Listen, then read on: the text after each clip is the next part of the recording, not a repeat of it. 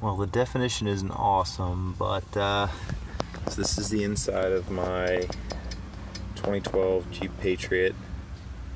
So this is behind the dashboard, and you've got the AC, like the cabin vent fan.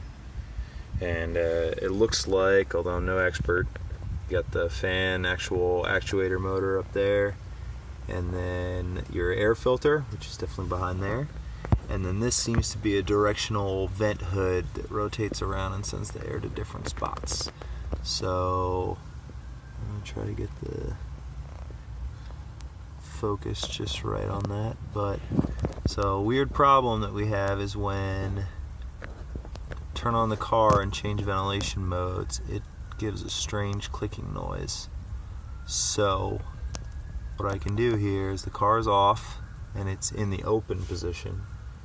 And when I turn it on, it looks like it goes through some kind of self-test.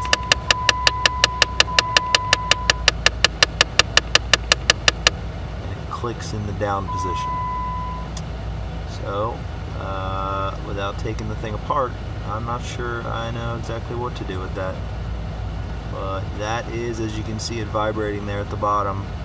Either the motor is overloaded and is trying to click it farther than the stop position, or something along those lines. So